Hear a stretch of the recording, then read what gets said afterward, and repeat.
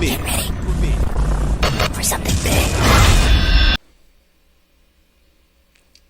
Hello, everyone. Welcome to the Reaction Room with Amy Fortran on the Poetry Show. Here we explore the profound wisdom hidden within poetry. We delve into poems around the world, uncovering life lessons, motivation, and inspiration to help you live a more meaningful life. Today we are exploring the moving poem, A Better Tomorrow, by Emanuela Bukola Paul. A Better Tomorrow speaks to the core of the human experience, the struggles, the dreams, and the enduring hope for a brighter future. Let's analyze our words together and see what resonates with us and the principles we can draw from it. Now, I want you to join me to the Poetry Show channel on YouTube to play the poem for you.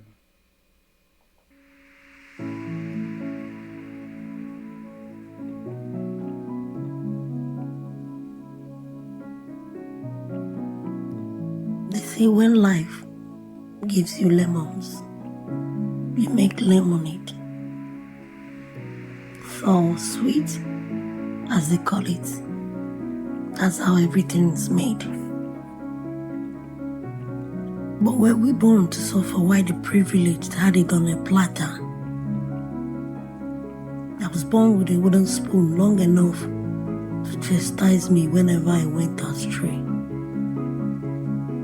Raised to view the world from a perspective of hope and look back at everything I've gained. Be grateful for the little things you have. That's what she always said. Some lack shelter while you have a roof over your head. Stop complaining for food while others hawk daily with no means of livelihood. I'll be damned if I don't speak my mind. Do we always have to settle because of the few things we have? There's no harm in wanting more, but it seems like a crime to crave for things you can't get and the pressure to get it somewhere else. Contentment, yes, a word I was groomed with nonetheless, but where is the harm in refusing to settle for less? Even when it seems futile that you have to work for the things you badly want to get. We live in a world where you have to live beyond your means, where being honest takes you nowhere but a poverty-stricken stipend every month, not even enough to buy beans, regardless to what end. Tears streaming down our faces, begging for help. Oh, or cry to relatives who shut the door because they also have problems to face. Who is to blame? The misguided beliefs of the society or the efforts put into work that seems nowhere profit. The company that will lay workers anytime with no regard for the fact that some of them hold onto their income like a lifeline. Well, the bitter truth still stands. No one owes you a thing. Not even the silent anguish you have kept encased inside you, ready to burst out the tears that soaks your pillow at night. Not even the sympathetic shoulder you lean on when it gets tough. Or those that will celebrate your success when it suddenly starts to fall into place. We hold on to our faith that things will get better. That's the only way. This is a peace to those that wish for a life of roses, but He gave them thorns. To those who put in the efforts but no returns. To everyone hoping for something better to surface. To the people who work night and day just to survive on peanuts and get drained. In time, there will be a change. Just wait. Everything good will come. A better tomorrow unending. That's the promise He made.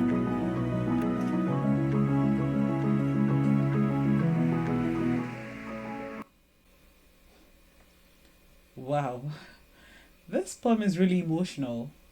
Let's delve straight into the poem and dissect all the life principles.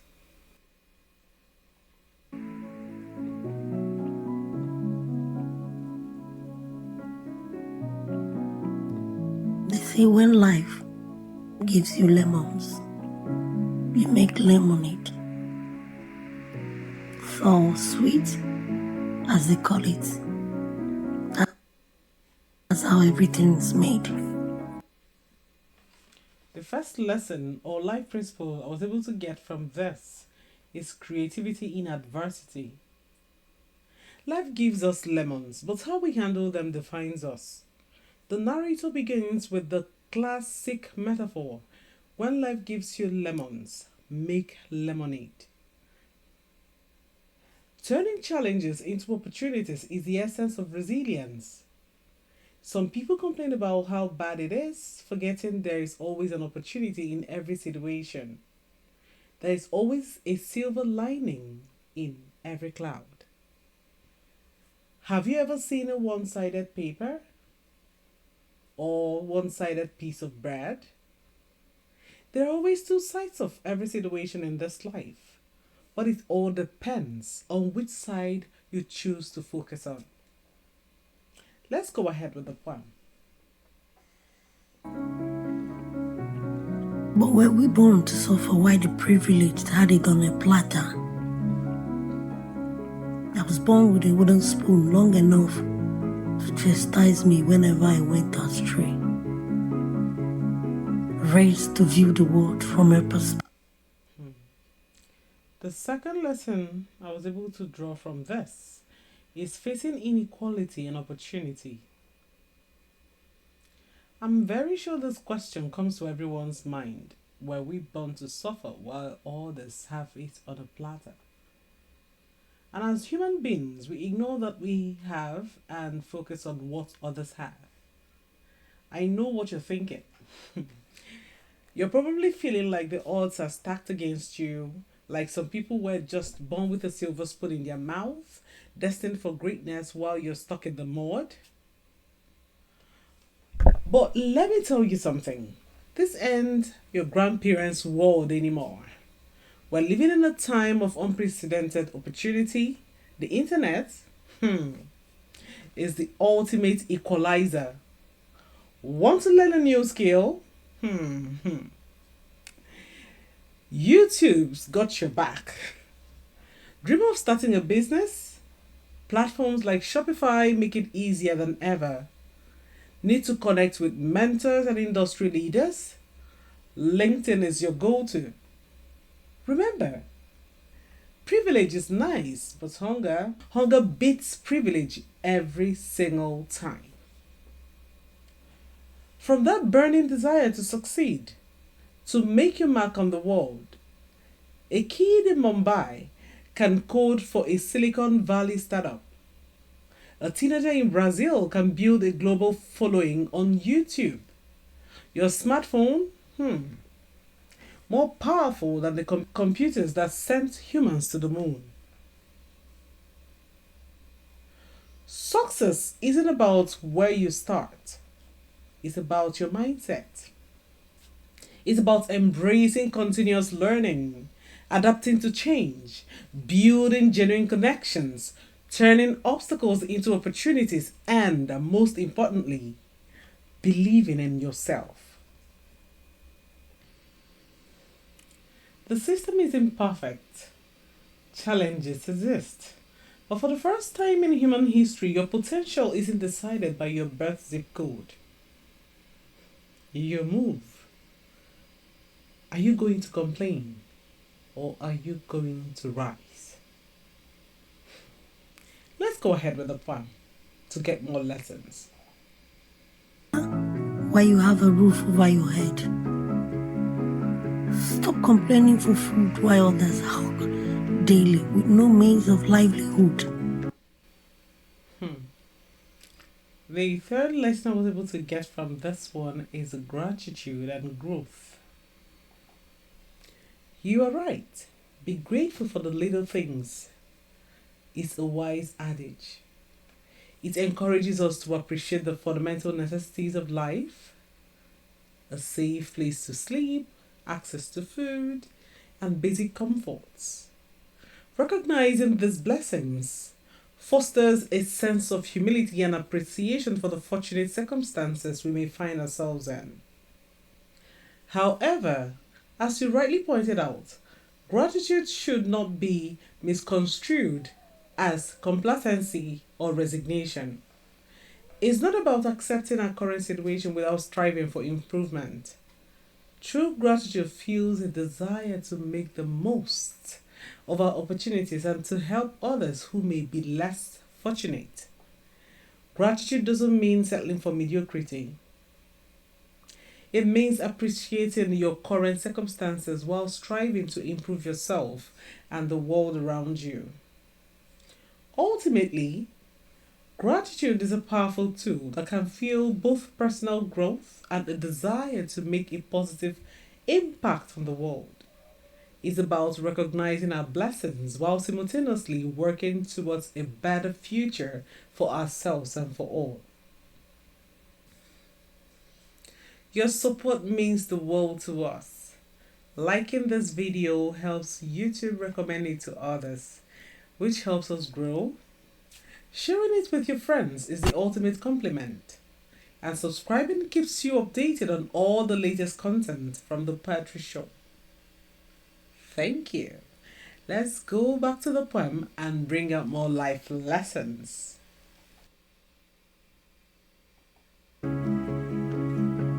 I'll be damned if I don't speak my mind. Do we always have to settle because of the few things we have? There's no harm in wanting more, but it seems like a crime to crave for things you can't get and the pressure to get it somewhere else. Contentment, yes, a word I was groomed with nonetheless, but where is the harm in refusing to settle for less? Even when it seems futile that you have to work for the things you badly want to get. Another lesson I was able to get from here is contentment versus ambition. Contentment is a word we have heard all our lives. Contentment is good, but is wanting more a crime? Here's the reality. Contentment is playing it safe. Ambition is taking a risk. And we can have both. This paradigm shift invites us to see ambition and contentment not as opposites, but as complementary forces. Contentment grounds us in gratitude, providing a stable foundation. Ambition, on the other hand, gives us wings, is the force that propels us to soar higher. A beauty of the poet's message lies in this reframing. Ambition isn't greed when it's driven by purpose and fueled by creativity. It's the spark that transforms challenges into opportunities, ideas into actions, and dreams into realities. In essence, the poem urges us to embrace a dual mindset. Be content with the journey, but never stop reaching for the stars. Ambition, when balanced with gratitude, is not just the spark for progress, it's the heart of human potential. Let's go back to the poem and bring out more life lessons. Work for the things you badly want to get. We live in a world where you have to live beyond your means, where being honest takes you nowhere but a poverty-stricken stipend every month, not even enough to buy beans, regardless to what end. Tears streaming down our faces, begging for help. Or cry to relatives who shut the door because they also have problems to face. Who is to blame? The misguided beliefs of the society or the efforts put into work that seems nowhere profit? The company that will lay workers anytime with no regard for the fact that some of them hold onto their income like a lifeline. What we're able to get from this particular part of the poem is strategic resistance and intelligent adaptation. Look, let's be real. Working harder isn't always the magic bullet.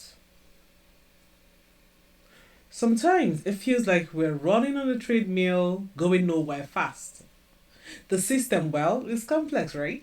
Yeah. There are barriers, roadblocks, things out of our immediate control. But that's the beauty of it. This isn't about blindly enduring. This is about becoming a master of the game. It's about understanding the rules, identifying the obstacles, and then listen closely, finding new ways to play. We're not just surviving, we're thriving. Imagine this: continuous learning is a superpower. We develop skills that are in demand, skills that can't be easily replaced. We build a network, a tribe of support, people who believe in us and lift us higher. And let's be honest, financial literacy, let's be honest, financial literacy is non negotiable. We become masters of our own finances, understanding how money works and making it work for us. But what about the feeling of being stuck? Like you're constantly fighting against the tide. That's where the mental shift happens. We reframe the challenge. We see obstacles as stepping stones, as opportunities to grow, to learn, to become stronger. We reject the victim mentality. We are not powerless. We are architects of our own destiny, shaping our own path to success. We are not just resilient, we are unstoppable. We are taking back control of our own narrative, building a life that reflects our values and aspirations, even within the constraints of the system. We are not just surviving. Like I said before. We are thriving. This is the equation. Resilience equals strategic resistance plus intelligent adaptation. The system isn't broken. You're learning to hack it strategically. Let's go ahead with the poem.